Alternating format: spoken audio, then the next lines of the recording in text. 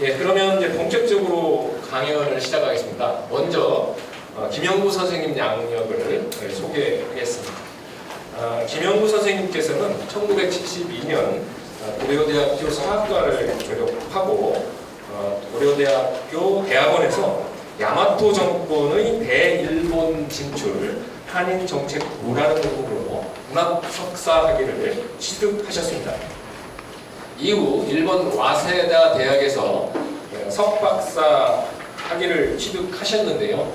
박사 학위 논문 주제는 야마토 정권의 대외 관계 연구입니다. 이후 고려대학교에 이제 부임하셔가지고 강단에서 오랫동안 학생들에게 상당히 애정 있게 대하신 걸로 제가 들었습니다.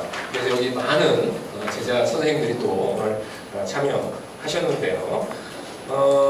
그뿐만 아니라 미국 UCLA, 일본 와세다 대학, 나고야 대학에서도 동아시아 속의 일본의 역사와 문화, 일본 전근대사, 한일 교섭사 등의 강연을 하셨습니다. 현재는 고려대학교 명예교수이십니다. 고대 동아시아 국제관계, 특히 한일 관계에 대해서 많은 연구를 진행하셨고요.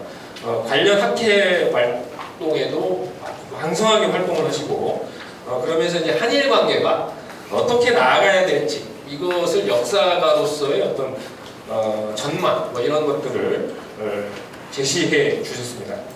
그뿐만 아니라 이제 한일 역사 공동연구위원회 위원, 동북아 역사재단 이사, 고려대학교 일본학 연구센터 소장으로 활동하면서 과거사와 영토 문제, 경제보복과 한일 군사정보보호협정 파기 등 한일 관계를 풀 해법을 역설해 오셨습니다. 더불어 이제 한일 관계에서 한국이 우위를 점하기 위해서는 일본의 역사와 지리 조건, 사회, 정치, 경제 구조를 알아야 한다는 그런 일념으로 일본을 알리기 위한 또 저술활동을 활발하게 하고 계십니다. 그래서 식민사학의 카르텔, 임나일본 부서는 허구인가, 김영구 교수의 일본 이야기에 다수의 책을 출간하셨습니다. 예, 그럼 김영구 선생님의 강연을 청해 듣도록 하겠습니다. 뜨거운 박수 부탁드리겠습니다.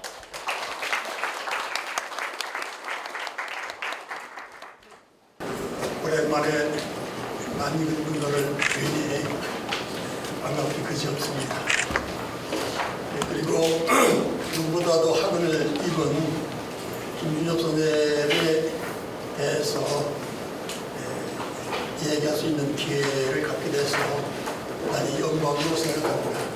이 자리를 만들어 주신 지청 이사님과 이진환 원장님께 감사의 말씀드립니다. 최근에 아연의 이영식 박사가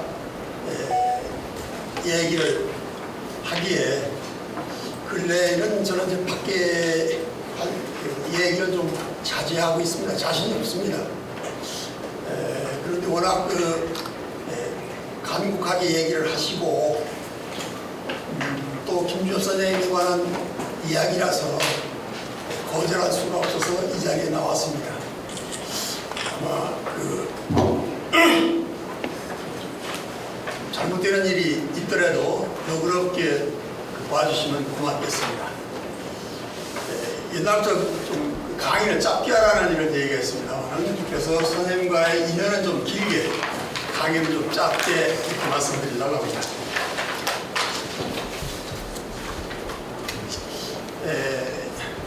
김준엽 선생님과는 무엇보다 저는 그 인연이 깊습니다. 저희가 원래 지도교수는 정재각 선생님이었습니다만 제가 논문을 제출할 당시에는, 석사 논문을 제출할 당시에는 정재각 선생님이 동국대학 총장으로 가 계시기 때문에 김준엽 선생님이 제 지도교수를 맡아주셨습니다. 그러니까 제 석사 논문의 지도교수가 김준엽 선생님이었습니다.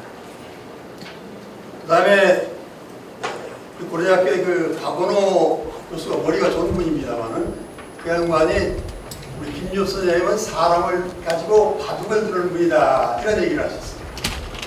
그러니까 개인적인 이런 감정에 구애받지 않고 객관적으로 널리 이렇게 모든 일을 처리하신다. 아마 이런 뜻으로 생각됩니다만은, 그래서 일찍이 동양사라고 하면은 중국사 일변도일 때에 아주대학의 조길태 선생을 인도에 유학시키고, 그 다음에 강원대학의 송인서 선생을 태국에 유학시키고, 작고하신 박관옥 선배를 말레이시아에 유학시키고, 서울대학으로 가셨던 유인선 선생을 당시에 베트남을 직접 갈 수가 없었기 때문에 하버드에 보내서 베트남사를 하게 하시고, 일본사는 김모 선배를 보냈는데 월북을 했습니다. 그래서 제가 김조선의 바둑돌에 일본에 놓여진 바둑돌이 됐습니다. 그런 인연이 저하고 있습니다. 또 제가 학위를 일본에서 공부할 때 79년에 강만희 선생님하고 같이 자취를 했습니다. 1년 동안. 그런데 당시 와스다 대학에서는 문학 박사라고 하는 박사를 주지를 않을 때입니다. 그래서 강만희 선생님이 저보고 여기 있어야 자네 학위도 못 받고 학위를 받아도 일본사를 해서는 취직이 안 된다. 그러니까 한국사로 바꿔라. 강만희 선생님이 좀 강하신 분입니다. 그 처음에는 저도 확고한 게 신념이 있어서 했는데 매일 저녁에 그렇게 얘기하시니까 굉장히 흔들리는 거예요. 흔들리는데 그걸 잘 붙잡아 주신 분이 김주호 선생님이시다. 김주호 선생님이 일본 역사의 필요성을 누누이 말씀하시고 일본 역사를 열심히 하도록 이렇게 해주십니다. 그래서 대학에 취직이 굉장히 어려울 줄 알았는데 김주호 선생님이 82년에 고려대학교 총장이 되시고 제가 84년에 학위를 받게 됐어요. 그래서 저는 대학에 시간 강사 한 번 하지 않고 막바로 고려대학교 교수가 됐습니다. 이 김주호 선생의 운덕으로 이렇게 생각하고 있습니다. 그래서 김주호 선생님과의 인연에다 좀 더 시간을 할애하려고 합니다. 저는 65년에 대학을 입학해서 입학만 하고 군대를 갔다 와서 68년에 복학을 해서 처음부터 6, 8학번들과 학교를 다녔습니다. 당시는 우리 사학과가 정원이 40명이었습니다. 40명에서 3학년 때에 전공을 한국사, 동양사, 서양사로 전공을 이렇게 나누게 되어 있었어요. 그런데 저희 때는 70년에 동양사를 선택한 학생이 3사람밖에 없었습니다. 거기다 교수가 3사람입니다. 고대사의 정재학 선생님, 중세사의 송갑호 선생님, 근세사의 김주호 선생님. 그러니까 선생님 3분의 학생 셋이었기 때문에 전공 과목 시간에는 강의 반, 세상사 반 이런 시대였습니다. 그래서 선생님들하고 각별한 관계를 이렇게 지냈습니다. 근데 그 3사람 중에 한 사람은 광주 일고를 나와서 경향신문 기자를 하다가 나중에 그 동아건설에서 퇴직을 했습니다만은 지금까지도 가깝게 지내는 사람인데 그 처조카가 우리 일문과를 졸업하고 지금 백석대학의 교수로 있는 송혜선 교수입니다. 그 송혜선 교수가 자기 고향 친구라고 데리고 와서 나한테 소개한 것이 지금 일본 센터에 있는 송한범 교수입니다. 그런 인연이 있습니다. 그 다음에 또 한 사람은 김숙자라고 안동여고를 나왔는데 66학번인데 왜 그렇게 됐는지를 모르지만 2년을 풀어서 68학번이라고 다녔어요. 근데 그 시대만 해도 여학생들하고 남학생이 이렇게 말을 함부로 잘 못했어요. 다 숙지를 잘 안 했어요. 여학생 놀고 남학생 이렇게 놀았지. 그런데 그 여학생을 말이 당돌해가지고 후배 남학생들을 이렇게 2년 후배 남학생들 이름을 못 불러요. 황장훈이 이인환이 감히 그렇게 할 수 있는 사람이 당시 없었어요.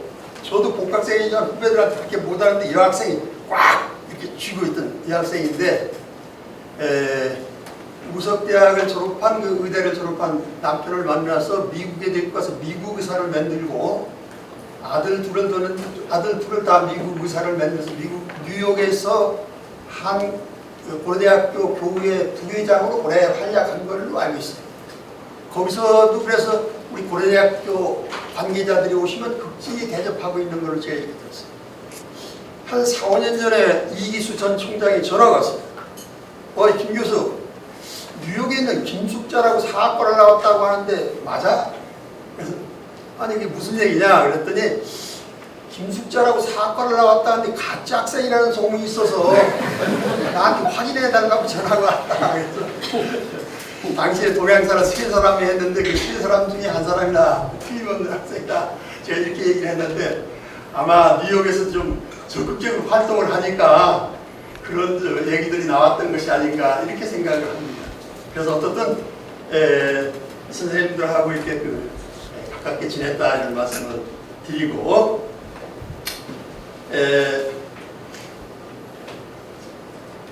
선생님한테는 2과목을 들었는데 동양사 특강하고 중국 근세사를 들었습니다. 동양사 당시 특강을 실크로드를 하셨습니다.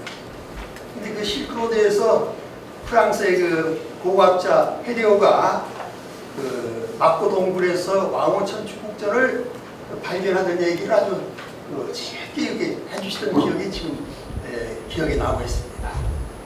그 다음에 중국 근세사에서는 손문희 얘기를 해주셨어요. 손문희를 직접 당신이 보신 적이 있다고 하시면서 사람이 굉장히 경망했다. 굉장히 경망해서 그래서 대하는 거하고 실제 대하는 건 사람이 굉장히 다르다. 그런 얘기를 하셨던 것이 기억에 남습니다. 그 다음에 김주엽 선생님의 어록이라고 할 수 있는 것을 2가지 제가 기억나는 게 있습니다만 김주엽 선생님이 학자를 하나 길러내는데 20년이 걸린다. 항상 이런 말씀을 하셨어요. 수업 시간에도. 그러는데 우연의 일치일지 모르지만은 저는 65년에 입학을 해서 85년에 교수가 됐습니다. 그래서 김주엽 선생님이 제 장래까지 예언을 하셨던 셈이죠. 그런 인연이 있고 또 항상 김주엽 선생님 말씀하시는 것은 역사는 발로 하는 거다. 실제 현장에 가봐야 한다. 이런 얘기를 많이 하셨는데 648년에 김춘추가 당나라 장안에 갔습니다. 가서 장안을 보고서는 당나라 장안 대명궁을 보고서는 이 중국에 맞서서는 안 되겠다. 어떻든 중국을 내 편으로 끌어들여야겠다. 그래서 돌아와서 관제를 중국식으로 바꾸고 의복을 중국식으로 바꾸고 아들들을 보내서 당태종의 시중을 들게 이렇게 했단 말이에요. 그렇게 해서 결국 당을 끌어들여서 삼국을 통일했는데 제가 99년인가 처음으로 장안에 가서 그 장안 성벽이 지금 남아있는 높이가 14m에 트럭 부대가 나란히 지나갈 수 있는 이런 길이죠. 지금 남아있는 게 대충 13km 정도가 이렇게 되는 걸로 알고 있는데 당시에는 당나라 당시에는 약 35, 6km만 이렇게 되는 걸로 알고 있습니다만 제가 가서 그것을 보고서 그 일부가 남아있는 것을 보고서 김춘추의 그 심정이 금방 이해가 됐어요. 내가 그때 당시 김춘추로서 여기에 왔다고 했다면 나도 비슷한 생각을 하지 않았을까. 그러면서 김주엽 선생이 역사를 발로 하는 거라고 하시던 그 말씀이 굉장히 와서 가슴에 닿았다. 이런 말씀을 드리고 싶습니다. 그 다음에 아까도 말씀 잠깐 드렸습니다만은 저는 원래는 그 정재학 선생님이 고대사였기 때문에 고대사 정재학 선생님이 지도교수를 맡아주셨습니다.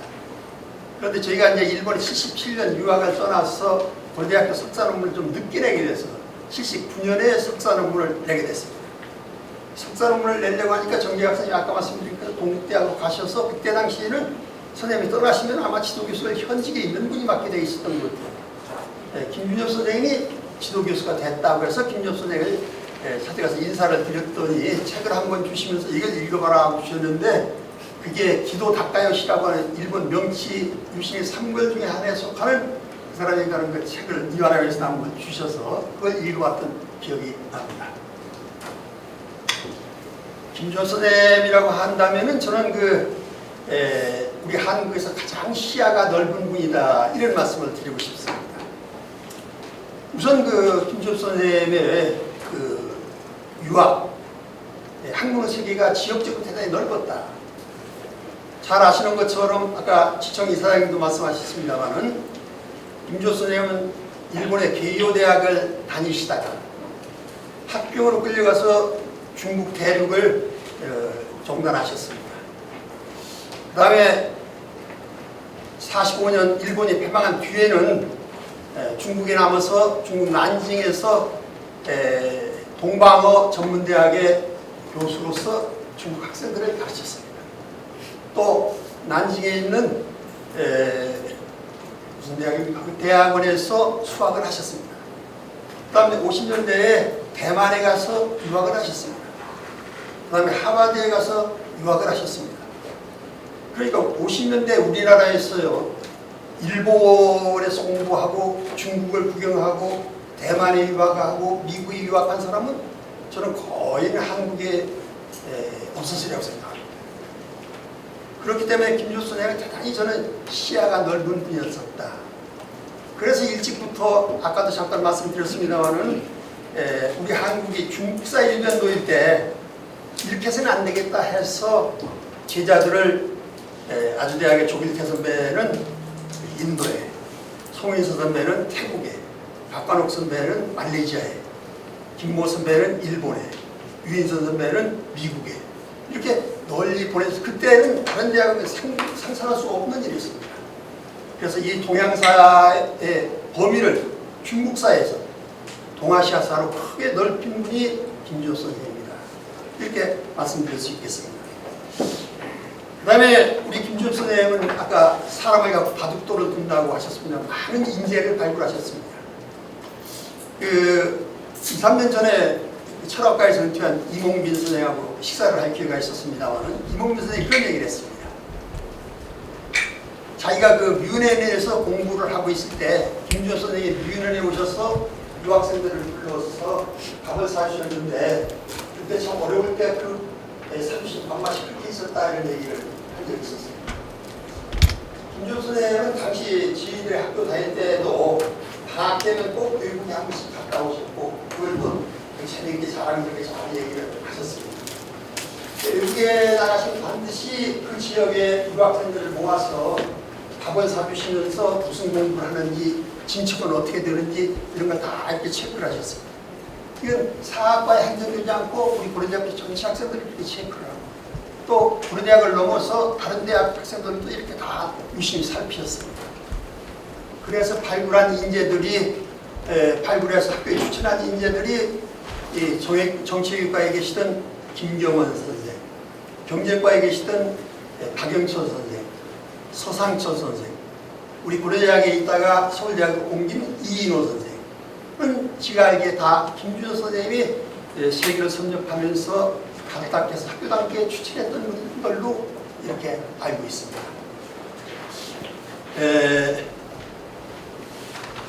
그런 면에서 우리 김준호 선생님은 개인적인 감정에 관계없이 객관적으로 사람을 이렇게 적재적소에 쓰시는 분이었었다. 이렇게 말씀드리고 싶습니다. 저는 77년에 일본 유학을 가서 85년 초에 돌아왔습니다만 거의 매년 김준호 선생님이 동경에 들렸습니다. 그러니까 세계를 한 바퀴 이렇게 쭉 돌아오시면 동경이 우리 한국의 관문이에요. 그래서 동경이 반드시 오시면은 아카사카 미스케라고 우리로 말하면 명동 같은 곳인데 거기에 있는 도쿄 호텔이라고 하면서 머무르시면서 제자들을 불러서 바로 도쿄 호텔 건너편에 있는 생라면집에서 라면으로 저녁을 사주셨어요.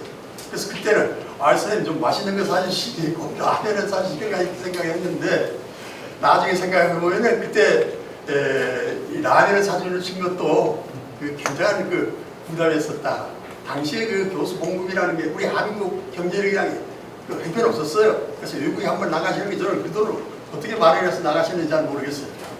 그래서 꼭 이렇게 동경에 오시면은 유학생들을 불러서 상황을 체크하시고 밥을 사주셨다. 그래서 제가 뒤집어진 기념사진이 하나 남아있어서 갖고 왔습니다. 79년에 동경에 오셨을 때 아카사카 미스케에 일용이라고 하는 한 유명한 한국 불고기집이 있습니다만 그 불고기집에서 밥을 사주셨어요. 제 왼편에 있는 분이 이세기 선배, 통일교장을 지냈던 이세기 선배가 당시에 동경대학의 연구원으로 와 있었어요. 그 다음에 이제 김주엽 선생님, 그 다음이 강만길 선생님, 그 다음에 제가 거기 끼어서 그날은 불고기를 얻어 먹었어요. 그 선생님하고 인연이 있었어요. 그날에 저는 일본에 유학하면서도 선생님 은덕을 많이 입었습니다. 그 일본 국비를 받는 유학생들은 유학생 회관이라고 하는 곳에서 일본 정부가 만든 그 회관에서 묵게 돼 있는데 거기에 들어갔더니 얼마 있다 거기에 상담사 하는 분이 김영구를 찾는다고 해서 갔어요. 갔더니 혹시 김주엽 선생님을 아느냐 그래서 아니 제 은사입니다 그랬더니 자기가 김주엽 선생님 잘 안다 그러면서 자기 남편이 동경대학의 에또 신기지 교수인데 하버드에서 같이 김주엽 선생님하고 공부를 했다. 그래서 자기도 김주엽 선생님을 여러 번 만나서 잘 알고 있다. 그러면서 저를 김주엽 선생님이 제자라고 해서 여러모로 돌봐줘서 굉장히 그 든든한 백이 되어줄 수 있습니다. 당시 일본에서는 한국에 대한 정책을 결정할 때는 반드시 에또 신기지 교수의 자문을 듣는다. 이런 소문이 있을 정도로 에또 신기지 교수는 일본에서 유명했던 분입니다. 그래서 저는 어디 가면은 야 내가 에또 신기지 선생님 부인하고 잘 안다. 이렇게 그 자랑을 하고 다녔던 것이 기억이 납니다. 제가 있던 와스다 대학에도 도바 선생이라고 상학 교수가 하버드에서 김주엽 선생님하고 같이 있었던 거예요.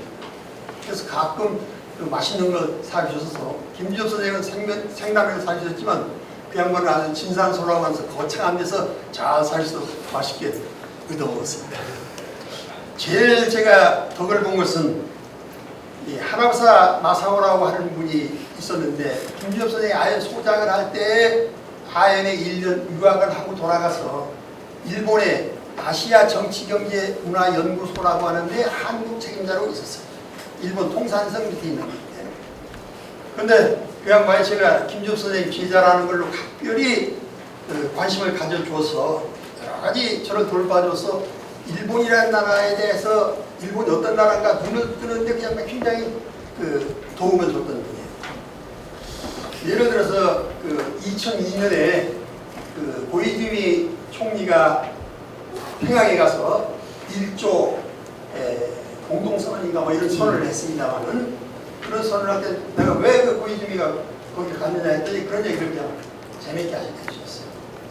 일본이 북한한테 지금 돈을 주려고 해서 명분이 없어 못 준다. 그래서 지금 70억 달러를 주려고 현금을 준비해 놓고 있는데 미국이 허락을 해서 지금 주지 못하고 있다. 그래서 그 납치자 문제라는 걸 내걸어서 지금 잠시 보류하고 있는 거다. 그러면서 그 양반이 그런 얘기를 나한테 했어요. 한일 회담에서 한일 수교에서 8억 달러를 한국이나 준 뒤에 일본이 얼만큼 흑자를 갖는지 알고 있느냐라고. 그러니까 북한을 제2의 남한으로 만들려는 일본이 그런 생각을 갖고 있다는 얘기를 저한테 했어요. 그 다음에 79년 10월 29일 박 대통령이 서울 가실 때도 저녁 1시쯤이나 됐는가 전화를 해서 빨리 NHK를 틀어봐라. 그래서 틀어봤더니 박정희 대통령이 서울 간 것이 일본 NHK에 나오고 있었어요. 또 80년 5.18 광주 민주화 때도 빨리 TV를 틀라고 해서 잠자고 있는데 깨서 틀어보니까 그 군인들의 만행이 생생하게 일본 NHK에 흘러나오고 있었어요. 그 다음에 이 양반이 하던 얘기는 또 기억에 남는 것이 88 올림픽을 앞두고 한국의 고위 관료들이 올림픽을 치른 일본한테 배우기 위해서 많은 관료들이 오는데 각 부처에서 다 따로 이렇게 온다. 따로 이렇게 오니까 그 낭비가 얼마나 많냐, 돈 낭비가. 왜 한국 관리들이 이런지 모르겠다. 그러면서 또 하는 얘기가 그 사람들이 와서 하나같이 묻는 것이 왜 일본은 도시와 농촌의 차이가 적냐, 농촌이 잘 사느냐 이런 걸 물어본다는 거예요. 그러면서 한국 고위 관리들이 참 답답하다 이런 얘기를 그 양반이 했어요. 그래서 내가 이거 귀찮으면 응대를 안 하면 돼. 그걸 뭘 응대를 합니까? 그랬더니 그 양반 씩 웃으면서 정보가 남지 않느냐. 무슨 말인가 하니 한국의 올림픽을 개최하는데 호텔 방이 몇 개가 있어야 하는 거 와서 물어보는 겁니다. 그러면은 한국의 호텔 방이 몇 개 있냐 이렇게 물어보는 겁니다. 그러면 한국 호텔 방이 3,000개가 있으면 2,000개도 더 되라 이렇게. 그러면서 아시아 각국의 정보가 다 거기 앉아서 그냥 이렇게 수합이 되는 겁니다. 그래서 아시아 정치경제연구소라는 것이 이런 거로구나 하는 걸 그때 제가 느꼈고 일본 사람들이 참 무섭다는 걸 그때 느꼈습니다. 어쨌든 김주엽 선생님의 덕분에 제가 일본에서 진짜 일본을 알게 되는 계기가 됐었다. 이렇게 말씀드리고 싶습니다. 제가 학교 다닐 때는 우리 사학과는 매년 신년 초이면 선생님들 댁에 세배를 다니는 풍습이 있었습니다. 그래서 제가 85년 귀국한 뒤에도 선생님들 댁에 이제 세배를 갔습니다. 가는데 아까도 말씀드렸지만은 일본은 저한테 맡기셨으니까 제가 선생님이 맡긴 일본에 대해서 이만큼 잘하고 있습니다 하는 걸 과시하기 위해서 바쁜 제자들을 대학원생까지 전부 소집해서 같이 세배를 갔습니다. 김주엽 선생님 저는 제 의도를 잘 아셨으리라고 생각하는데 그때 세배를 가서 인상이 남는 분들이 몇 분 있습니다. 한 분이 정형외과에 계신 김경원 선생님. 그때 어디를 아셨는지 거동이 굉장히 불편하셨는데 김주엽 선생님이 큰 절을 이렇게 하던 것이 굉장히 인상이 남습니다. 그 다음에 김주엽 선생님이 총장을 하실 때 학생회장을 했던 토요일에 그다음에 해양수산장관 하신 김영춘 의원이 거기 왔던 것이 기억이 납니다. 허인혜 씨는 엎드려서 크게 절을 하면 이게 굉장히 길어요. 그래서 저렇게 우리 상체가 긴 사람이 있나? 김영춘 의원은 우리 일본사를 하던 이재석 박사하고 서민교 박사의 부산 동고에 1년, 2년 선배고 고려대학교 선배라고 해서 기억에 남습니다. 세배를 다니면서 기억에 남는 분들입니다. 김주엽 선생님은 수업 시간에 사실 정치적인 얘기를 많이 하셨어요. 그래서 저는 김주엽 선생님이 나중에 혹시 정치를 하려고 하시는 거 아닐까 이런 생각을 했습니다. 그런데 아까 우리 시청 선생님도 말씀하셨지만은 노태우 대통령 때의 총리 기한을 2번이나 받고 사행하신 것은 널리 알려진 얘기입니다. 그래서 김주엽 선생은 내가 상상하는 것보다 스케일이 큰 분이다. 그것이 훨씬 큰 분이다. 이런 생각을 갖고 있습니다.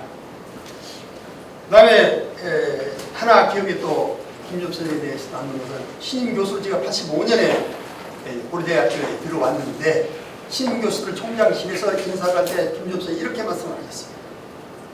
이렇게 훌륭한 분들을 모시게 돼서 우리 고려대학교가 영광이다. 이렇게 말씀을 하셨어요. 근데 예나 지금이나 사실 고려대학 교수가 되는 건 굉장히 하늘의 몇 땅이라고 얘기할 만큼 어려운데 여러분들이 아셔서 우리 고려대학교가 영광이다. 이렇게 해서 그 사람들을 칭찬해 주는 것 같이 하면서 고려대학을 참 크게 이렇게 올렸다. 그 말씀 하시는 걸 보면 역시 우리 김 교수의 단수가 높다. 이런 생각을 가졌습니다.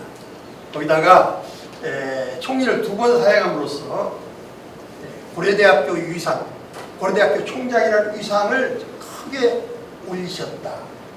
그래서 고려대학교 졸업생으로서, 고려대학교 교수로서 대단히 감사하다는 이런 마음을 간직하고 있습니다. 김주엽 선생님과의 인연은 대충 이렇게 정리를 하고 강의를 좀 하게 되어 있으니까 강의를 좀 하려고 합니다.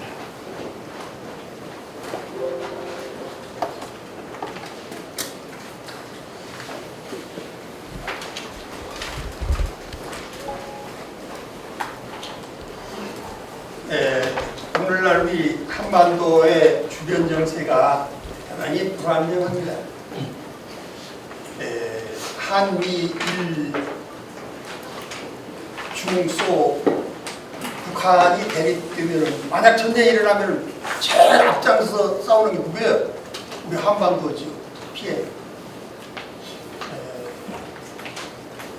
또 그렇다고 해서 또 뚜렷한 다른 방법이 있는가?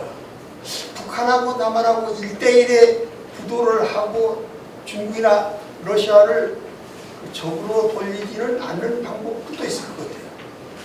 어쨌든 이런 여러 가지 지금 변수가 있는데 지금 현재 3대3의 구도가 될 때는 한국이 저는 굉장히 장래가 어려우리라고 생각합니다. 근데 어떻든 이건 저만의 생각은 아닐 겁니다.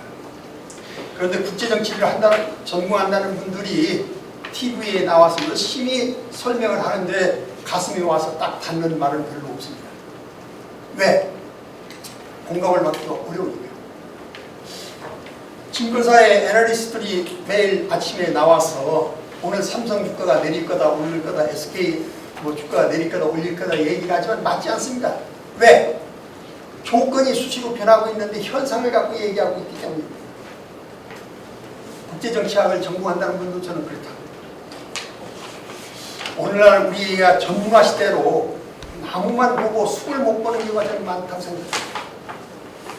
그래서 우리 한국이 지금 어떤 길을 가야 할 건가는 현재 우리 한국이 어떤 위치에 있고 어떤 세계가 어떤 방향으로 가고 있는가를 알게 될 때 우리의 진로를 정하기가 쉬울 거다. 그래서 좀 거창하게 역사적으로 본 동아시아 세계의 구조, 역사적으로 우리 한반도가 어떤 위치에 있었는가를 한번 검토해 보려고 생각하고 있습니다. 그래서 먼저 역사적으로 중국과는 어떤 관계에 있었는가, 일본과는 어떤 관계에 있었는가, 중국이나 일본은 현재 이 한반도에 대해서 어떤 생각을 갖고 있는가, 또 동아시아 세계는 지금 어디로 가고 있는가, 그 속에서 우리 한국은 어떤 길을 가야 할 건가, 또 일본과는 지금 여러 가지 문제가 있고 또 제가 어쨌든 일본사를 했으니까 마지막으로 일본과의 문제점이 뭔가 이런 순으로 말씀을 좀 드리려고 합니다.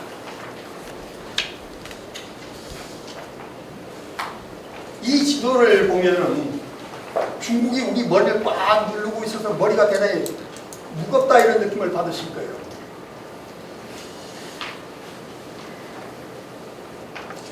이 지도를 보면은 거꾸로 우리가 나갈 길은 바다 쪽이고 중국은 우리가 바다로 진출하는데 디딤돌이 될 수 있겠다 이런 느낌을 받을 겁니다. 그런데 이 두 가지 생각이 서로 양보하지 않고 자기만 옳다고 하는 겁니다. 오늘 우리 한국을 굉장히 어렵게 하는 건 양극단이라고 생각합니다. 태극기 무대로 상징되는 우파들, 개딸을 상징되는 좌파입니까? 좌파들.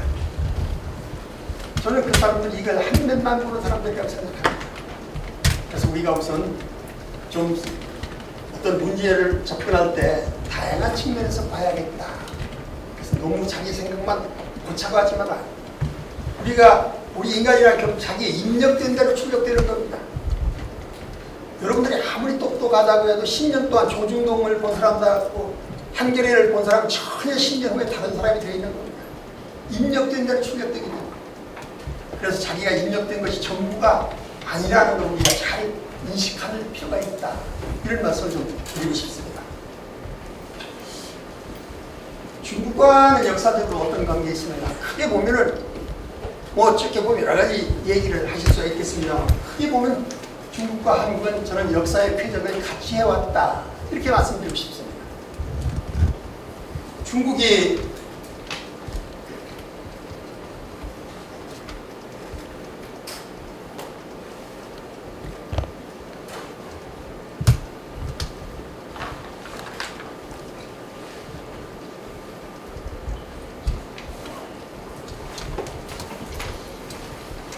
중국이 위진남북조라고 하는 분열의 시대가 됐을 때 우리 한반도도 삼국으로 나눠져 있었습니다.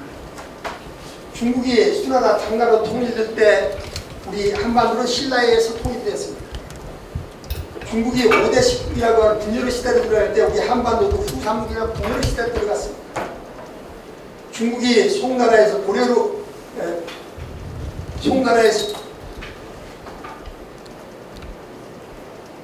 통일될 때, 통일될 때 우리도 고려에 의해서 통일이 됐습니다. 중국이 원나라 명나라로 교체될 때 명나라를 배경으로 하는 조선이 고려를 대신해서 들어섰습니다. 19세기 말기에 중국이 서구의 침략을 받을 때 우리는 일제의 침략을 받았습니다. 중국이 지금 두 개로 쪼개져 있는데 우리도 두 개로 쪼개져 있습니다. 단 중국이 송나라, 원나라 왕조교체가 될 때 원나라를 오랑캐라고 거부했다가 몽고의 침입을 받았습니다. 명나라가 청나라로 교체됐을 때 청나라를 오랑캐라고 거부했다가 세 번째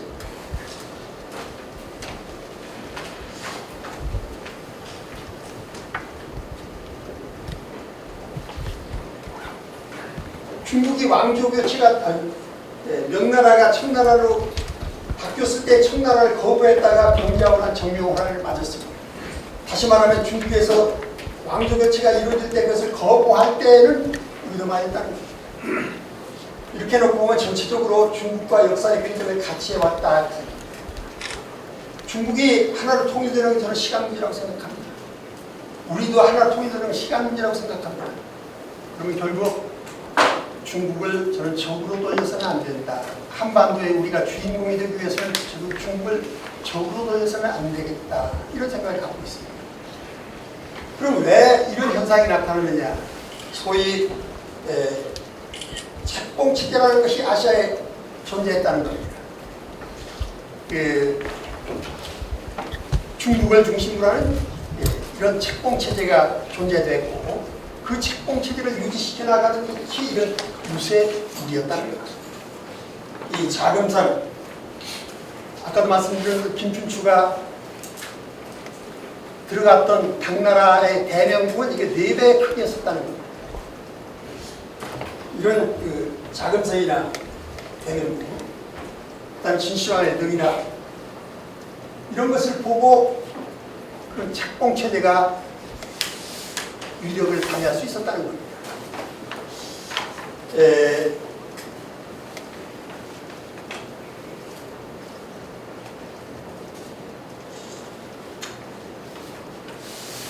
그래서 이런 면에서 한반도가 중국의 크게 표적을 벗어나지 않고 표적에 같이 있었다. 이렇게 말씀드릴 수 있겠습니다. 그 다음에 이제 일본과는 어떤 관계가 있었는가? 일본은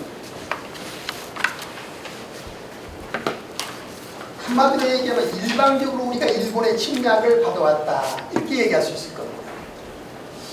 고대 인사일본부라고 해서 4세기 중반에서 6세기 중반까지 200년 동안 일본이 한반도 남부를 지배했다는 것이 인사일본설인데 그 자체는 맞지 않겠지만은 지금 광개토대왕 비문에 보면은 왜가 황해도까지 올라가서 고비하고 싸우는 기록이 있고 또 삼국사기에 보면 20여 차례나 왜가 침략했고 금성을 4번이나 포위했고 명원성을 2번, 관원성을 1번 포위한 이런 기록이 있습니다. 또 일본서기에 보면 많은 한반도를 침략하는 기록이 있습니다. 그래서 이 자체는 안 맞을지 모르지만 일본이 한반도를 많이 침략했다. 그때가 일본이 어느 때냐? 약 100개로 쪼개져 있던 국가가 하나로 통합되는 아니었다. 하나로 통합되면은 그 통합된 세력이 불만을 표출구로서 한반도를 선택했었다. 이렇게 얘기할 수 있습니다. 이민해라는 일본이 전국시대라고 한 1467년에서 1568년 약 100년 동안 100개의 국가가 흥망하면서 싸운 전국시대를 하나로 통일한 도요토미 히데요시가 한반도에 침략한 것이 임진왜란입니다. 또 한국 합방, 1910년 한국 합방은 약 300개로 쪼개져 있던 영국국가를 하나로 통일한 영치정부가 한반도를 통일합니다. 이렇게 놓고 보면은 일본이 분열 시대에서 통일 시대로 들어갈 때 한반도를 반드시 침략했다. 그것은 통합된 세력들의 출발의 표출로서 한반도를 침략했다 이렇게 얘기했습니다. 그럼 지금은 어떤 시대입니까? 2차 세계대전에서 패망한 일본이 다시 한반도로 관심을 갖는 때라고 생각합니다. 아까 말씀드렸지만 65년 한일 수교회에서 유흥상 8억 달러를 주고 2000년까지니까 약 7천억 달러의 무역 흑자를 막았습니다. 100억 달러에 우리가 수출을 하기 위해서는 반드시 10억 달러 정도의 원자재를 일본에서 사오게 이런 경제 구조를 만들어놨어. 과거처럼 총칼을 갖고 하는 것이 아니라 경제력을 앞장서서 한반도에 대한 관심을 이미 갖고 있다. 이건 일본이 왜 이런 현상이 나타나는가? 일본은 근본적으로 가경지가 짙습니다. 여러분들은 저 스위스가 산이 많은 나라로 알고 있지만 스위스는 가경지가 23%나 됩니다. 일본은 19%밖에 안 됩니다. 경작지가 짙습니다. 이 부족한 분을 무역에 의해서 보충하지만 무역에 의해서 평화적으로 보충하지 못할 때에는 가장 가까운 한반도가 대상이 됩니다. 침략의 대상이 됩니다. 제 지도교수를 했던 분은 그 경관과 역사와의 관계를 대단히 중요시하는 분이었었는데 그분이 저한테 그런 얘기를 한 적이 있어요. 일본 인구가 지금 1억 2천만 명인데 일본 자체에서 나는 물자로는 7천만 명밖에 못 먹고 산다. 따라서 5천만 명분을 밖에서 벌어와야 하는데 지금은 이것이 평화적으로 가능해서 서구에 가서 이걸 벌어오지만 이것이 불가능해지면은 한국에 관심을 가질지도 모른다. 우리가 같이 역사를 하는 사람으로서 그런 일이 일어나지 않도록 노력하자 이런 얘기를 저한테 한 적이 있습니다. 저는 그 양반이 당신의 혼내를 저한테 얘기해 줬다고 생각합니다. 제가 2005년인가 EBS에 나가서 5번에 걸쳐 일본에 대해서 특강을 하면서 왜구가 일본이 왜 생겼는가를 얘기를 하면서 그 왜구를 태종, 세종이 때 없앴는데 어떻게 없앴느냐. 대마도주한테 매년 쌀을 200석에서 400석까지 주면서 네가 책임지고 막으라고 해서 왜구가 없어진 거예요. 제가 그런 얘기를 하면서 김대중 대통령의 햇빛 정책에 참 잘하는 걸 생각한다. 그 양반이 책을 많이 읽는 양반이기 때문에 아마 태종이나 세종이 이런 정책을 알고 그래서 힌트를 얻은 것이 아닌가 모르겠다고 하고 나왔더니 사방에서 전화가 난리가 났어요. 당신 무슨 김대중이 변호하러 거기 나갔습니다. 근데 어쨌든 저는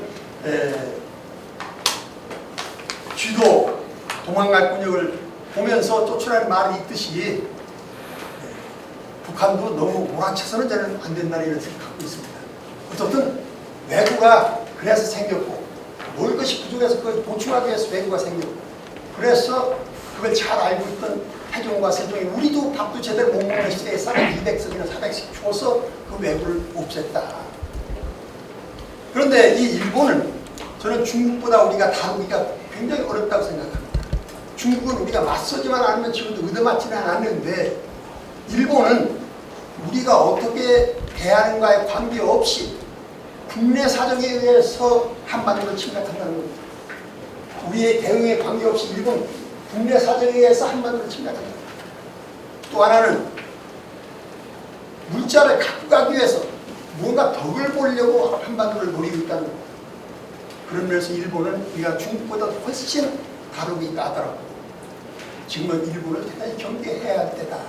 역사적으로 보면 지금도 그렇다고 말씀드릴 수 있겠습니다. 이렇게 해서 중국과 일본과의 관계를 말씀드렸습니다. 우리가 특히 요즘 또 그런 현상이 많아요. 우리가 뭐 일본보다 GDP도 높고 일본보다 잘 산다. 일본이 오랫동안 지금 저 디프레이션이라서 여러 가지 어려움을 겪고 있지만 우리 한국이 일본을 못 따라간 두 가지가 저는 있다고 생각합니다. 일본은 청년들이 직업 없는 청년들이 없어요. 제일 중요한 거예요. 우리는 청년들이 직업을 못 잡죠. 문제가 있잖아요. 그 다음에 일본은 빈부의 차이가 없습니다. 빈부의 차이가 없어요. 우리의 빈부의 차이는 갈수록 벌어지고 있습니다. 그래서 이건 쉽게 메울 수 있는 게 아니다. 또 하나 일본은 오늘날 연인원으로 몇 년 전 기록입니다만은 국비 유학생을 6만 5천 명을 길러냈습니다. 국비 유학생. 그 1회 국비 유학생이 윤석열 대통령의 아버지고 윤 대통령이 학창시절에 자기 아버지 유학하는 일본에 가서 보고 일본의 호감을 갖게 된 거죠. 그러니까 6만 5천 명을 세계에다 깔아놨다고 한번 상상해 보시죠. 또 일본이 세계에 가지고 따르는 돈이 4조 8천억 달러예요. 4조 8천. 그래서 무역 적자가 있어도 경상수지는 언제나 적자예요. 우리가 그렇게 지금도 무시할 수 있는 나라가 아니다. 그 다음에 과거도 이게 인덕릉인데 오사카에 이 길이가 되게 585m, 이게 넓이가 280m, 높이가 약 57m. 이게 300년대에 만든 능이에요. 이것을 만드는데 얼마나 많은 사람을 동원했을까, 얼마나 당시 힘이 있었는가를 보여주는 거예요.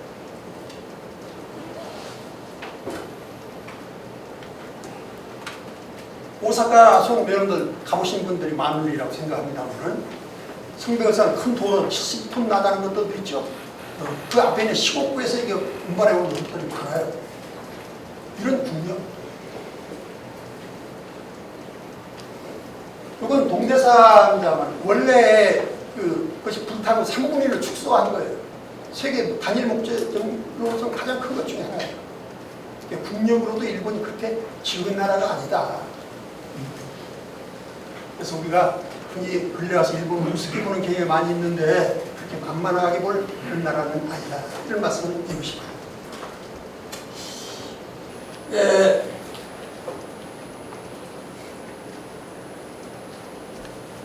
이건 663년에 백지가 당한테 멸망한 뒤에 일본에다 구원 요청해서 일본이 400척의 배에다가 27,000명의 군대를 보내서 와서 금강 입구에서 당나라 신라 연합군과 싸웠던 얘기예요. 여기 처음 듣는 분들 있을 거예요. 그 당시 663년에 27,000명이라는 군대를 보낸다는 거 굉장한 겁니다. 이거. 또 임진왜란 때 뭐 그건 우리의 잘못이 크지만 서울에서 부산에서 서울까지 진격하는데 보름 만에 서울까지 도착했으니까. 또 청일전쟁에서 일본이 승리했죠. 세계에서 청일전쟁에 중국을 이기고 러시아를 이기는 건 일본밖에 없어요. 그래서 우리가 일본을 과소평가해서는 안 된다. 이런 말씀을 드리고 싶어요. 그러면 중국과 일본의 현재 한반도에 대해서 어떤 생각을 갖고 있느냐. 우선 현재 중국이 아까도 말씀드렸지만 두 개로 쪼개져 있는데 하나로 통일되는 건 시간 문제다. 따라서 우리나라도 두 개로 쪼개져 있는데 하나로 통일되는 건 저는 시간 문제라고 생각합니다. 따라서 우리가 한반도의 주인공이 되기 위해서는 중국을 적으로 돌려서 한반도의 주인공이 되는 일은 없다. 그 다음에 일본은 2차 세계대전이 끝난 뒤에 이미 강력한 통일체제가 들어서도 한반도에 대해서 지금 관심이 굉장히 높은 때에 있다. 대단히 경계해야 이런 나라다. 이런 말씀을 드리고 싶어요. 그러면 현재 어떤 생각을 갖고 있느냐.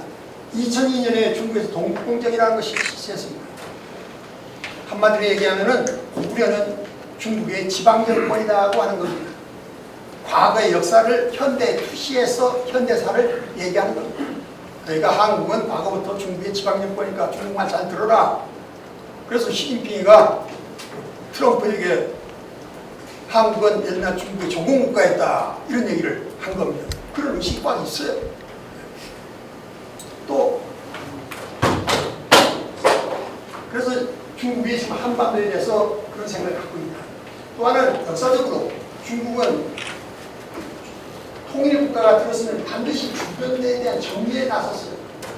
한나라가 들어선 후에 BC 108년에 한사군을 설치했어요.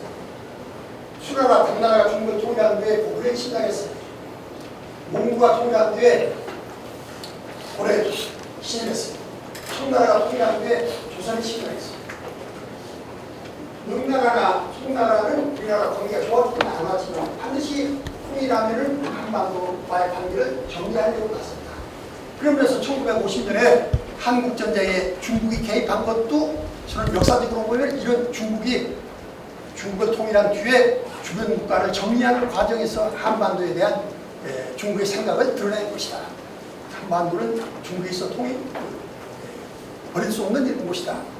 다시 말하면 지금 한반도에 대해서 그런 생각을 갖고 있다는 거예요. 그럼 일본은 뭐 그렇지 않느냐? 저는 일본도 그런 생각이 있다고 봐요. 일본은 과거에 중고등학교 교과서에서 인나일본문설이라는 걸 가르쳤어요. 한강 북쪽은 부여족이고 한강 남쪽은 한족인데 한족은 일본이 지배해서 일본과 한족이 부여족 중국과 대항해 왔다고 하는 논리로 고대사를 설명했어요. 그러나 2차 세계대전 패망한 뒤에 그런 역사가 참 호흡맹랑하다는 것을 인식하고 교과서에서 없어졌었어요.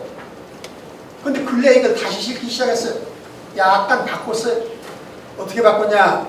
광개토대왕 비문을 교과서에다 올려놓고 광개토대왕 비문에 의하면 404년 한반도에 가서 신라 백제와 손잡고 고구려와 싸웠다. 이렇게 딱 써놨어요. 과거 인나일본문설과 다른 게 없어요. 한반도는 일본의 영향에 가해 있어야 한다.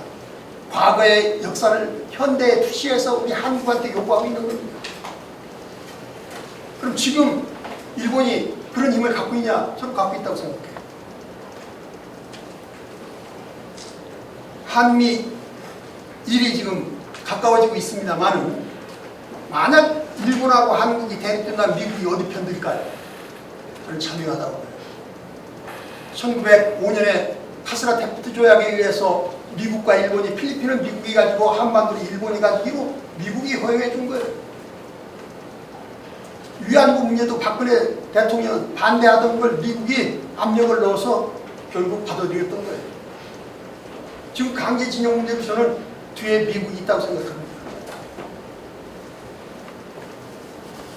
우리 동해를 일본 해로 표기하는 데 대해서 미국이 자기들은 그 바꿀 수 없다 이렇게 얘기해도 우리 한마디 못하잖아요. 일본은 미국을 통해서 한국을 움직일 힘이 있다. 자체로도 힘이 있지만 미국을 통해서 관철시키고 있다. 어떻든 이렇게 놓고 본다면 지금 현재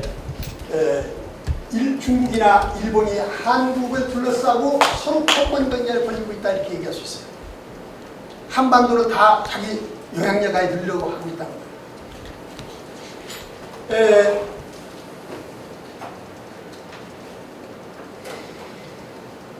우리 한국이 북한과의 관계만을 놓고 본다면 10배, 100배 저는 그 국력을 갖고 있다고 생각해요. 그럼 한미 동맹은 북한을 없지 않니? 전혀 문제가 없어요. 근데 왜 일본을 저는 끌어들이려고 하는지 모르겠어요. 이건 거꾸로 일본이 한국을 끌어들이는 거예요. 일본이 중국과 관계에서 한국을 끌어들이는 것이 한미 연합이라고 저는 생각해요. 어떻든 일본은 지금 중국과 아시아에서 미국을 등에 업고 아시아에서 패권 경쟁을 벌이고 있고 한국을 일본에 끌어들이는 것이 그 목표다. 이렇게 말씀드리고 싶어요. 그러면 여기서 우리가 어떤 길을 가야 할 건가? 자, 중국과 일본이 아시아에서 패권 경쟁을 벌이고 있는데 우리는 어떤 자세를 취하는 것이 바람직할 건가?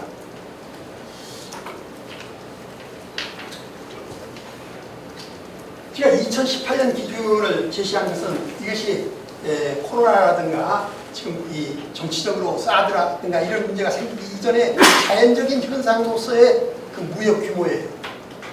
2018년 규모를 보면은 중국이 1등인데 일본과 미국과 합친 것이 대충 1.5배 우리 수출해요. 우리는 수출을 먹고 사는 나라예요. 가장 우리한테 대연이 1등이 중국이다. 2등이 미국이고 3등이 일본이에요. 어쨌든 우리나라한테 중요한 건 중국이나 일본도 우리한테 굉장히 중요한 나라다. 중국은 우리가 물건을 팔아먹는 나라고 일본은 우리가 수출을 하기 위해서 원자재를 들여와야 하는 이런 관계에 있다. 다 중요한 거야.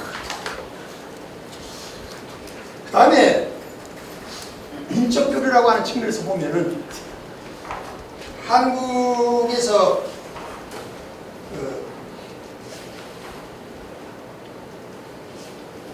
한국에서 중국을 방문한 사람이 대충 384만, 중국에서 한국을 방문한 사람이 479만. 그래서 대충 하루에 2만 4천 명의 사람이 하루에 왕복을 하고 있었어요. 또 한국과 일본은 하루에 2만 3천 명이 왕복하고 있었어요. 중국과 일본은 하루에 3만 명이 왕복하고 있어요. 이처럼 인적 교류라든가 물적 교류라고 하는 측면에서 보면은 중국이나 한국이나 일본은 서로 이미 하나의 공동체를 향해서 저는 가고 있다 이렇게 생각하고 있어요. 저는 우리 인류를 오늘날 리드하는 것은 이유라고 생각합니다. 과거 역사를 보면 인류가 정치적인 문제, 경제적인 문제, 종교적인 문제, 이념적인 문제를 갖고 싸워왔어요. 사실 지금 우리가 생각해 보면은 삼국시대 100년 이상 싸웠는데 왜 싸웠는지 이유 여러분들 설명할 수 있는 사람 없어요. 어떻게 이렇게 싸워왔는데 이유는 이런 것을 떠나서 하나의 보편적인 가치를 바탕으로 한 하나의 공동체를 향해서 가고 있다는 거예요. 이게 전진과 후퇴를 반복하긴 하고 있지만 방향은 저는 그렇게 정해져 가고 있다. 이게 인류 역사의 방향이에요. 그런 측면에서는 우리 동아시아의 한국과 중국과 일본도 이미 그런 방향으로 가고 있다는 거예요. 역사의 방향은 저는 여기에 있다. 그러나 정치적으로 지금 중국과 일본이 중심돼서 한반도에서 패권 경쟁을 한국의 중심으로 패권 경쟁을 벌이고 있다. 여기서 과연 우리가 어떤 선택을 해야 할까? 저는 그 답도 역사 속에 있다고 생각합니다. 한중이 우리 한반도에서 어울려 싸운 전쟁이 3번 있었어요. 하나는 664년 백종강 싸움. 방금 말씀드린 것처럼 백제가 멸망했을 때 일본이 군대를 보내서 당나라 군대와 싸운 전쟁. 또 하나는 임진왜란. 이것은 일본이 한반도를 집어삼키려고 하니까 명나라가 중국의 도움을 받아서 이걸 물리쳤어요. 청일전쟁이라고 하는 것은 우리나라가 힘이 없어서 무주공상이 되니까 우리나라에 들어와서 중국과 일본이 싸운 전쟁이에요. 이렇게 놓고 본다면 중국이 강할 때는 일본하고 손잡고 저지하고 일본이 강할 때는 중국하고 손잡고 저지하고 힘을 길리면서 우리는 그렇게 해야 하는 거라고 생각해요. 이건 동물적인 감각이라고 생각해요. 따라서 저는 오늘날 인류 역사의 방향은 하나의 공동체로 가는 거예요. 그런 면에서는 우리 한국은 보편적인 가치를 바탕으로 동아시아 세계가 하나의 공동체로 향해 나아가는 것을 선도하는 것이 우리가 동아시아 세계에서 주도권을 장악하는 길이고 역사에 기여하는 길이다. 이렇게 생각하고 있습니다.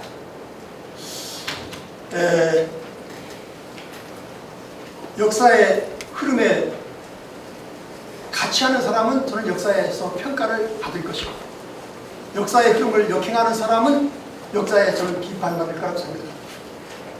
여러분들은 저는 역사의 흐름과 같은 길을 가는 분들이 되시기를 기대합니다.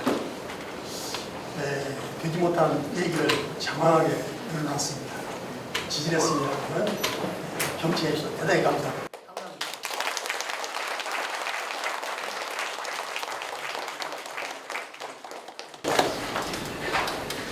예, 정말 강연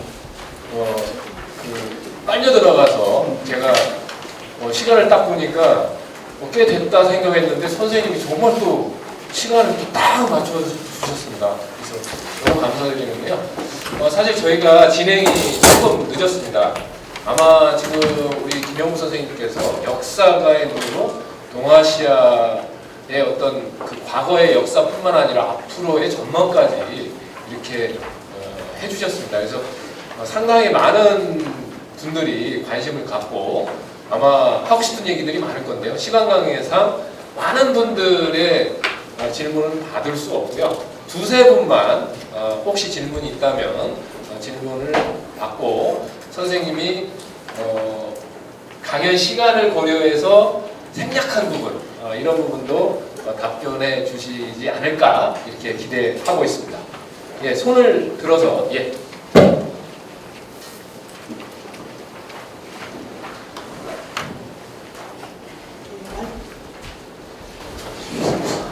말씀만 듣던 김영우 선생님한테 영광입니다. 저는 국제정치학적 관점에서 국제정치학자의 시각에서 준비를 좀 하고 있습니다. 저는 아시아문제연구원의 교수로 재직하고 있고 중국 정치 경제가 전공입니다.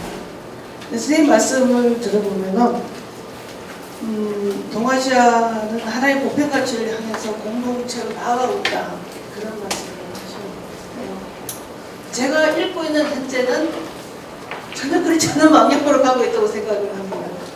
예를 들어서 지금 윤석열 정부가 구상하고 있는 동아시아는 제가 읽고 있는 주 큰 틀은요, 국제 질서가 지각 변동을 하고 있고, 그 다음에 이 지각 변동이 되고 있는 국제 질서에서 한국도 주동적으로 참여해서 새롭게 변화되는 국제 질서에서 이렇게 그레이트 파워, 강대국은 못 되더라도 중추국 정도의 이상을 차지해야 된다라는 큰 그림을 그리고 있는 것 같고요. 거기에서 기존 중화권 질서의 구성원들보다 인태 지역의 자유주의 진영의 국가들과 자유주의적 가치에 기초한 새로운 질서 구상에 적극적으로 참여하는 것이 우리가 한반도가 미래의 부국 강변하는 길로 판단을 하는 거고요. 그 다음에 실제로 우리가 계획에 그동안 수천 년간 중화권 노통에 있었을 때보다 거기서부터 떨어져 나와서 자유주의적 서구 중심 질서에 참여함으로써 우리도 중국 못지않게 부상했다는 인식을 기초하고 있는 것입니다.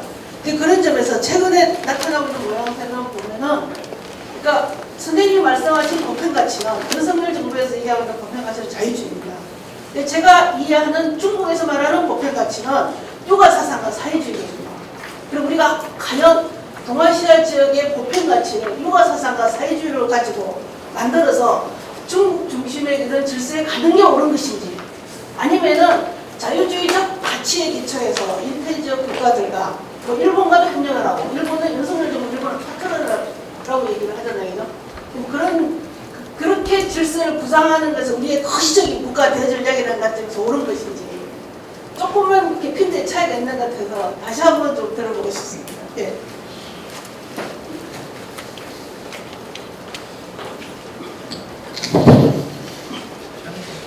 네, 저는 사실 국제 정치를 잘 모릅니다. 몰라서 그래서 제목들이가 거창하게 이렇게 붙였습니다. 그래서 제가 현상을 갖고 얘기하면 저는 여러 가지 얘기를 할 수 있다고 생각합니다. 그래서 저는 단순히 그냥 역사적으로 큰 눈으로 보면 이렇다 하는 이런 말씀을 드린 겁니다. 저기 지금 뒤에 와 계십니다만, 제가 한반도 남북 통일 문제를 얘기할 때 남북 통일은 시간 문제다. 그러나 그 시간의 단위가 조금 현실 정치가들이 생각하는 것과 좀 다를 뿐이다 이런 얘기를 했더니, 우주 생성은 뭐 몇백만 년이 됩니다 이런 얘기를 해서 제가 굉장히 쉽게 보였습니다만은, 그래서 저는 어떻든 역사적으로 큰 어떤 것을 이렇게 얘기를 한 거지, 부분을 정밀하게 이렇게 얘기를 하면은 저는 여러 가지 얘기를 할 수 있지 않을까 이런 생각이 듭니다. 그래서 그 보편적인 가치라고 하는 것도 저는 잘 모르지만, 선생님이 방금 얘기한 윤석열 정부가 얘기하는 그것도 보편적 가치가 아니고, 중국이 얘기하는 것도 저는 보편적 가치가 아니라고 생각합니다. 저는 인류가 평화롭고 같이 잘 사는 이런 방향으로 나가는 가치를 저는 보편적 가치라고 하지 않을까 이런 생각을 하고 있습니다. 예, 고맙습니다. 사실 앞으로의 어떤 인류의 방향성이라고 하는 게 인권과 평화라고 하는 건 누구도 부인할 수 없잖아요. 그래서 단기적인 측면에서 본다면 여러 가지 해석이 있을 수 있지만, 김영구 선생님의 어떤 지금 강연의 요지도 그런 측면이 아닌가 이런 생각을 합니다. 그래서 시간이 조금 지났지만 여기 사실 많은 학생들이 온 것 같습니다. 그래서 혹시 학생들 중에 우리 김영구 선생님 강연이 사실 고려대에서도 대표적인 명강연 중에 하나인데, 아마 이제 우리 학생들이 이렇게 김영구 선생님에게 직접 강의를 들을 수 있는 길은 많지 않을 거라고 생각합니다. 그러니까 우리 학생들한테 기회를 주겠습니다. 한 분만. 이렇게 좋은 기회를 제가 사회자의 직권으로 이렇게 드리려고 했는데 아쉽네요. 예, 그러면 혹시 한 분 정도 더 좀 질문하실 게 있다면, 예, 선생님, 근데 좀 시간 관계에서 질문은 좀 짧게 부탁드리겠습니다. 간단히 드리겠습니다. 강원대학에서 은퇴한 조인정 교수인데요. 대만의 중국이 시진핑 통일하려고 통일 전략의 작전에 들어갈 때 한반도 우리는 어떻게 대응할 것인가, 또 이제 북한으로 하여금 사주에서 양면 두 개의 작전을 벌이라고 할 때 우리는 어떻게 대응해야 할 것인가. 또 하나는 공자학원이 대학이 222개고 고등학교까지 39개로 기상이 이제 발표되고 그 민주화라든가 인권을 여러 가지 이제 중국에 유리하도록 이렇게 하는 여러 가지가 내적으로 지금 벌어지고 있는 것 같은데 그 문제도 어떻게 했으면 좋겠는가 두 가지 질문합니다. 근데 다시 한번 그 첫 번째 대만 침략하고 대만 시진핑이가 대만을 흡수 통일하려고 할 때 그 미군이라든가 한반도 삼국이 이렇게 되기 때문에 일본하고 그걸 분산시키기 위해서 이제 시진핑이가 북한에 대해서 전쟁을 사주할 가능성이 있다. 그런 보도가 자꾸 나오거든요. 그래서 양면 적쟁 그런 작전을 나올 때 우리는 어떻게 대응할 것인가 하는 부분입니다. 문제도 아까 문제 같은데 저는 큰 방향만 말씀드리겠지 그 구체적인 것은 제가 얘기해서는 거꾸로 안 될 것 같습니다. 왜냐하면 저는 큰 눈으로 지금 중국을 적대시해서는 안 된다 이런 말씀을 드리지 세부적인 문제를 갖고 대만하고 중국하고 친구할 때 우리가 어떤 자세를 취한다든가 이런 건 제가 여기서 거꾸로 얘기하는 것이 좀 부질없지 않을까 이런 생각이 듭니다. 죄송합니다. 그리고 이제 제가 깜빡 이제 요새 저도 나이 80대니까 좀 깜빡하려면 시간이 다르지 말씀 안 드렸는데 일본과의 관계가 굉장히 어려우니까 일본과의 관계 딱 하나만 더 말씀드리겠습니다. 일본은 우리하고 화해하기가 굉장히 어렵습니다. 이걸 우리가 잘 알아야 하는데 하나는 1945년 미국이 일본을 점령하는데 전범들은 다 잡아갔었습니다. 그런데 49년 중국이 적화되고 50년 한반도가 적화되게 생겼으니까 아시아의 반공을 공산을 막기 위해서 일본을 반공의 도구로 설정했습니다. 그런데 그 전범들이 바로 그 반공주의자입니다.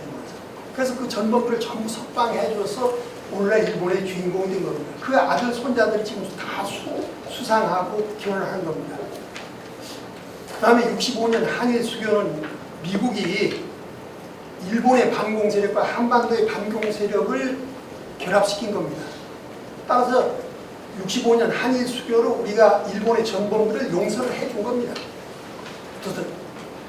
따라서 현재 일본의 집권 세력은 우리 한반도를 침략한 전범들입니다. 그런데 그 사람들은 독일은 나치에 저항한 사람들이 정권을 장악했기 때문에 그 나치를 비판하고 역사교과서 그 치료야 자기들이 정당성이 있어서 싫는데 일본은 전범들의 자식들이 전부 다 지금 차지하고 있기 때문에 그걸 사과하면 자기를 부정하게 되는 겁니다. 그래서 이 부분은 사과를 하면 절대 마음속으로 잘못됐다 생각하지 않습니다. 그래서 우리가 일본한테 너 무릎 빌어하면 그때는 일어나서 덤립니다. 그냥 잽으로 그냥 살살 때리면 너 일본 잘못됐다 이렇게 해야지 정말로 일본을 때리면은 너 무릎 빌라고 하면 일어서서 달라듭니다. 그래서 일본을 다루면 대단히 조심스럽다. 그런 말씀을 드리고 싶습니다. 그리고 어쨌든 미국과 한국이 전범들을 용서를 안 셉니다. 그래서 그 전범들이 지금 일본을 지배하고 있다. 그래서 한국 침략이 잘못됐다고 생각하지 않는다. 이걸 우리가 잘 알고 대응해야 됩니다. 시원한 답변을 못 드려 죄송합니다. 예, 그 정말 선생님 강연이 상당히 그 재미가 있으면서도 의미가 있었다고 생각합니다. 그래서 저 개인적으로도 상당히 감동을 받았고요. 여기 계신 모든 분들도 저와 같은 감동을 받았으리라고 생각합니다. 오늘 이렇게 멋진 강연을 해주신 김영구 선생님께 감사의 마음 전합니다.